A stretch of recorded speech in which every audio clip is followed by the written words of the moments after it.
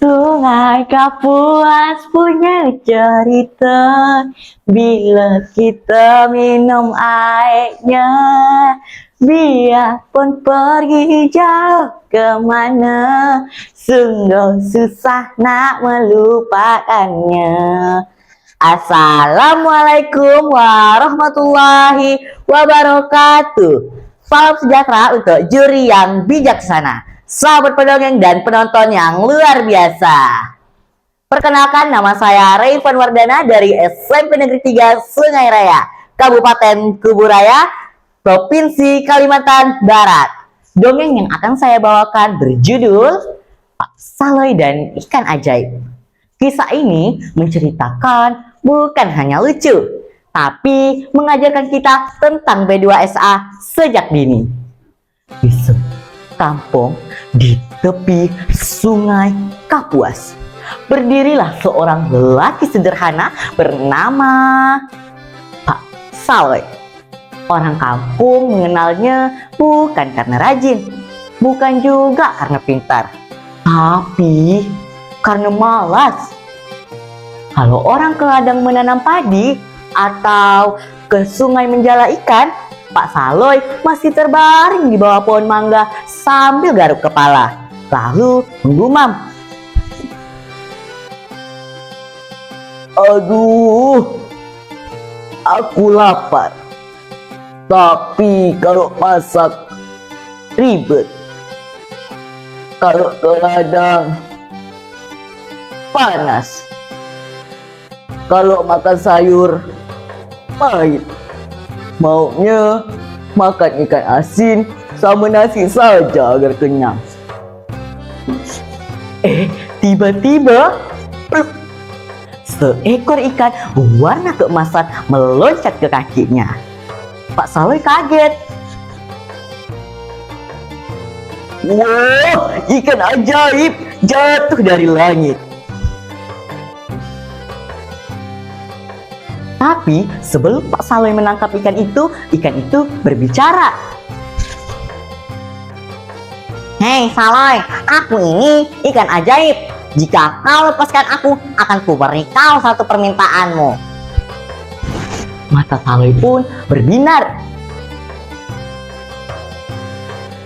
Wah, satu permintaan ya. Aku mau sebakul nasi besar dan ikan asin sepanci penuh, agar aku tidak susah payah lagi untuk mencari makan. Ikan itu pun mengangguk. Baik Mak, tapi ingat harus beragam, bergizi, seimbang, dan aman. Jangan sampai salah pilih ya.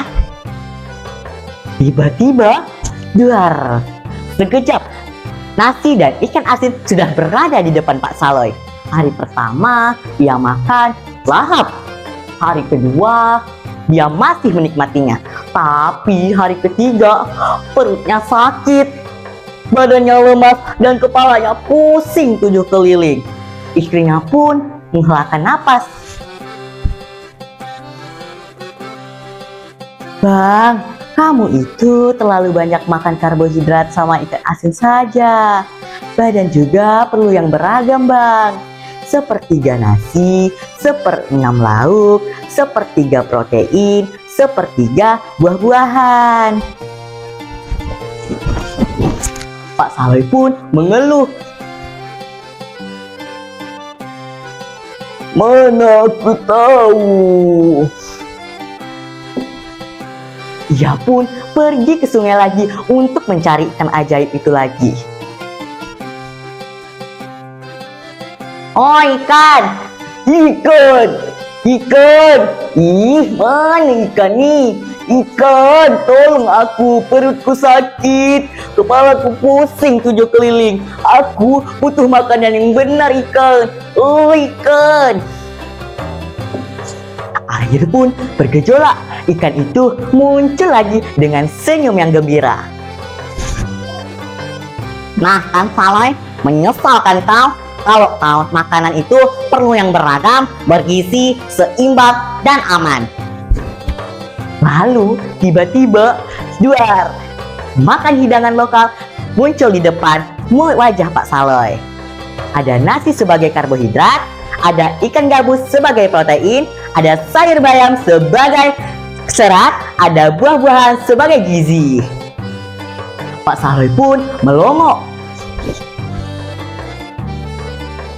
Wah, enak juga ya kalau makanan beragam seperti ini. Hari-hari berikutnya, tubuhnya makin sehat, kuat, dan semangat untuk bekerja. Dia pun tidak malas lagi. Dia pun rajin menanam sayur, menjaga ikan, dan membantu istrinya untuk memasak makanan sehat P2SA setiap hari. Nah sahabat, pendongeng dan para juri yang bijaksana, dari kisah Pak Saloy ikan ajaib B2SA ini kita belajar bahwa jangan malas makan sehat, tubuh kita butuh B2SA sejak dini. Jangan pilih satu jenis makanan saja, karena tubuh kita perlu karbohidrat, protein, sayur, dan buah-buahan. Dan selalu jaga keamanan pangan supaya sehat dan bugar setiap hari. Burung enggan terbang di rimba, singgah sejenak di pohon kelapa. B2SA itu penting sejak usia muda, bikin tubuh kuat, cerdas, dan bahagia. Berlayar di perahu di Sungai Kapuas, membawa sayur, buah, dan ikan segar. Siapa makan sehat dengan ikhlas, pasti sungguh cerdas dan pintar belajar. Terima kasih telah mendengarkan cerita dongeng saya Raipan Wardana dari SMP Negeri 3 Sungai Raya, Kabupaten Kuburaya, Provinsi Kalimantan Barat. Wassalamualaikum warahmatullahi wabarakatuh.